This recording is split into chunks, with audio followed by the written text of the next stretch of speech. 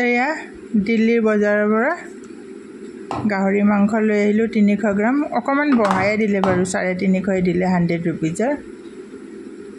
এয়া ধুনিয়াকৈ ধুই লৈ পেলাই এয়া বইল কৰিছো খোৱা পানীৰে বইল কৰিছো কাৰণ পানীটো পুৰা হুহাই দিম যে এইকাৰণে মানে যে হাত পাত ধোৱা নলৰ পানী নহয় যেটো খাবলৈ কিনি ন বটলৰ ডাঙৰ বটলৰ পানী 20 লিটাৰৰ সেই খোৱা পানীৰে বইল কৰিছো খুব ভালকৈ ধুই লৈছো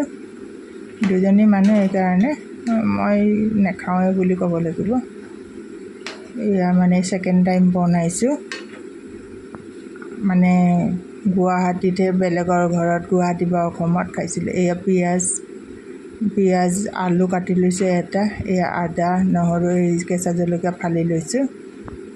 দেখা পাইছে না এয়া বইল হৈ আছে এফালে হেৰি সসপেনটো এটো ডাঙৰ কেৰাহী নিচিনা সসপেনটো গৰম হ'ব দিছো ধুনিয়াকৈ ধুই তেল গৰম হ'ব দিছো যেহেতু গাহৰি তেলটো অলপ কমাই দিছো এটো হুৱাই দিম একদম গাহৰিটো আলুৰ টুকুৰাও দি দিছো আলুটো যাতে বইল হৈ যায় এ পিয়াজ কাটি দিছো ডাঙৰ দুটা মিডিয়াম সাইজৰ দুটা পিয়াজ সৰু নহয় আৰু মিডিয়াম সাইজৰ দুটা পিয়াজ এয়া পিয়াজখিনি তেল খুব অভাৰ দিয়া নাই যেহেতু গাহৰি অইলি হয় ইয়া পকাই উতলি আছে এয়া এটা বিলাহী কাটি গুটিখিনি পেলাই হেৰি কৰি লৈছে এয়া আদা নহৰু থেতেলিয়াই লৈছো খুব ভালকৈ এয়া গৰম মছলা শুকান জলকীয়া ইলাইচি হেৰি লং আৰু হেৰি এটা ইলাইচি এটাই দিছো আৰু শুকান জলকীয়া দালচিনি আজি হেৰি দিয়াৰ কথা আছিল কিন্তু যেহেতু মই আদা বেছি দিছো কাৰণে জালুক মানে এটা দুটাহে দিয়া আছে মানে জালুকৰ গুড়ি বেছিকৈ দিয়াৰ কথা আছিল কিন্তু নিদিলো আৰু গৰম আজি দিনটো গৰম আছে এয়া মাংসখিনি 300 গ্ৰাম মাংস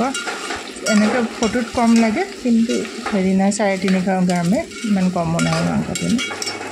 এয়া ভাজি আছো আৰু ভাজি আছো ইমান ধুনিয়া সুগন্ধ আহিছে না আদা নহৰু এয়া হেৰি এভাৰেষ্ট কোম্পানীৰ চিকেন মছলা দি দিছো ভাজি আছো আৰু ভাজি আছো চাই থাকক আৰু ভাজি আছো মানে পুৰা মাংসটো বেয়া পাওঁ মই এই অইলি পিচবোৰ ভাল পাওঁ য'ত অইল লাগি থকা পিচবিলাক খালি গাহৰি খালি মাংসটো বৰ ভাল নালাগে খুব ভালকৈ বনাই কিছুমানে চিকেনৰ নিচিনাকৈ এয়া আদা নহৰু ইমান কমকৈও নাই দিয়া ভালকৈ দিছো এয়া যেহেতু কেঁচা জলকীয়া বেছিকৈ কাটি দিছো ফালি দিছো এইকাৰণে শুকান জলকীয়া এই দুটামান দিছো এইখিনি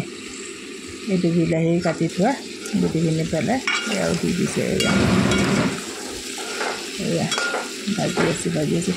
বইল কৰোঁতে এনেকুৱাকৈ বইল কৰি লৈছো মানে পুৰা খাব পৰাকৈ ষ্টেৰিলাইজ হৈ গৈছে আৰু পুৰা ভালকৈ ভাজি আছো তাৰপিছত ঢাকনা দিম আৰু ঢাকনা দিলে নিজে পিয়াজৰ পৰা পানীবোৰ ওলাব এয়া গোটা জিৰা অকণমান দি দিছো খুব সোৱাদ হৈছিলে যেহেতু মই ভইচ অভাৰ এতিয়া কৰিছো খোৱা বোৱা হৈ গৈছে